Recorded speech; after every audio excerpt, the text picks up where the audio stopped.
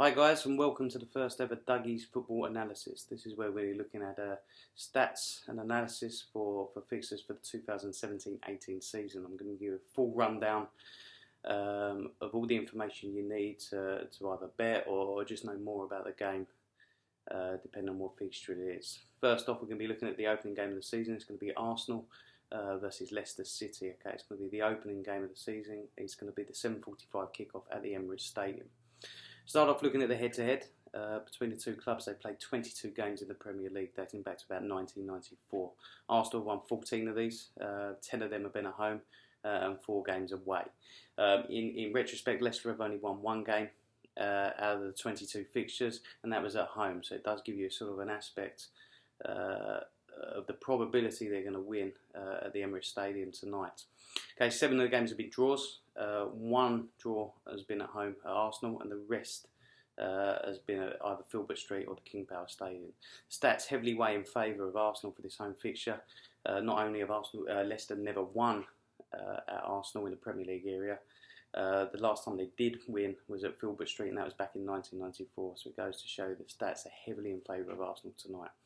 Previous meetings, Arsenal last year was 1-0 to Arsenal at the Emirates, and it was a 0-0 draw at the King Power Stadium. Before that, it was 2-1 to Arsenal and 5-2 away victory for Arsenal, and the season before that was 2-1 at the Emirates Stadium. Meetings over the previous season have been extremely tight. Okay, although the 4 out of 5 wins may suggest otherwise. Okay. 3 out of the 5 occasions have been decided by 1 goal. The most recent fixture was concluded by an own goal in the 86th minute by Robert Hoof. This is further enforced by the fixture on February 2016, which would have ended in a draw if it wasn't for a late minute 95th minute winner by Danny Welbeck. Theo Walcott does seem to enjoy this fixture. Okay, he scored on 3 separate matches out of the last 5. 2 of them being at home, so it does give you an idea if you're looking for someone to score. Theo Walcott does enjoy this, although I must say out of the last 2 games and last season it did end fruitless for the pacey winger. In terms of stats, more time Arsenal are going to spend on the ball. They averaged 60% over both fixtures. In the home fixture, they actually averaged 68.9%.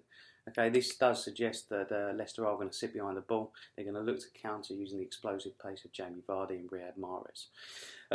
Certainly a problem for Arsenal in the past is obviously their chance conversion rate. Okay, in the last fixture, 42% of shots were on target, but they didn't convert 1 goal. So in the other fixture away at the King Power Stadium, it was 12.5% shots on target.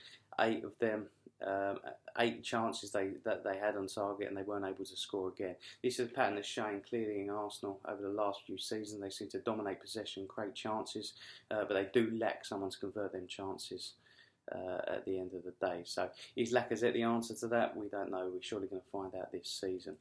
In terms of injuries, one of the biggest injuries, one of the main ones is Alexis Sanchez. Obviously there's a lot of transfer speculation about him. He's suffering from an abdominal strain.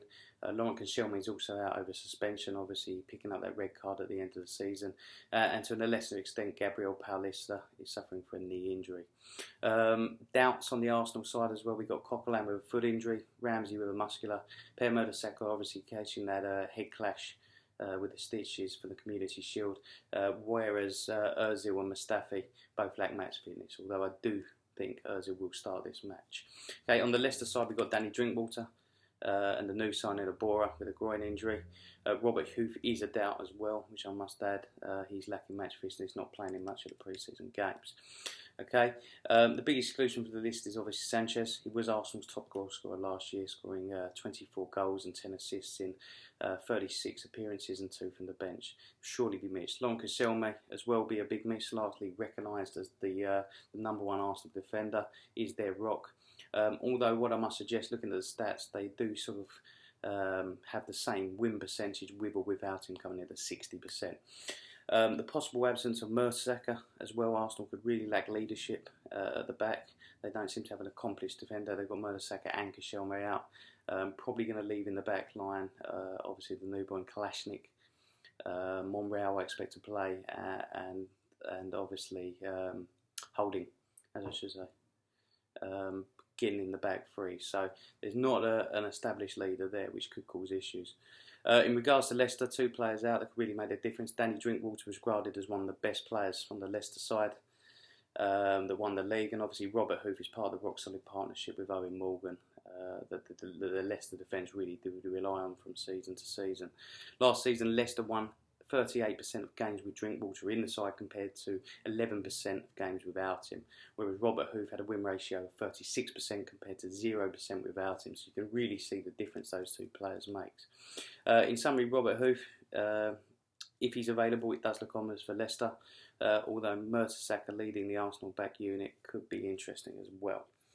New signings, we look at them. Obviously, we've got Lacazette coming in at 52 million from Lyon, and Kalashnik as well. Leicester have been quite busy in the transfer market. We've got Abora, Nacho, Maguire as well coming in. So there's some good signings there. Seems like it's been a better business for Arsenal. Obviously, striker Lacazette has been consistently performing in League One.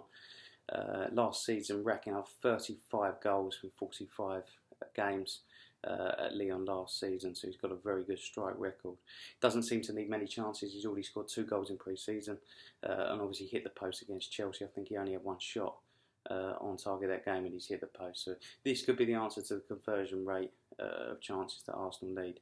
Kalashnik, obviously, he's getting a reputation as the beast at Arsenal, assisting 2 pre-season and scoring in the Community Shield. It's hard to see how he'll not be picked in the side for this game.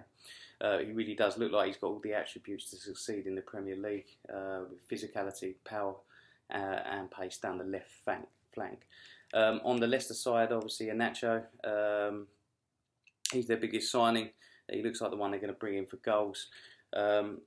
He does look like an accomplished scorer, but at the end of the day, we look at the stats over the course of last season. Out of 20 appearances, only scored 4 goals. He's need to improve that if Leicester are going to really have a better season than they did last. Okay, when it comes down to predictions, we'll get down to the point. All the stats suggest that Arsenal are going to win. I'm not going to break the trend on that one. I'm going to go down to Arsenal to win and both teams to score. With key members out in the Leicester squad, Drinkwater and Huth, I can see Arsenal scoring goals. But on the other hand, obviously with Koscielny and Mertesacker out, I can see Vardy, Mahrez really exploiting that. So I can see it being a close encounter, as is suggested in the past. If you were going to push me for a result, I would say 2-1 to Arsenal. And if you did want an outside bet, what I'd say was a 1-0, especially with the fragility in the Arsenal back 4, and Leicester having their leading line there. So that's my my pre-match analysis. Enjoy the game. I'm sure it's going to be a cracker. Hopefully there'll be some goals, and hopefully you enjoyed the Dougie's pre-match analysis. If you want to subscribe, please feel free to leave any comments at the bottom about any things I can do to improve, etc., etc. So thank you, and good night.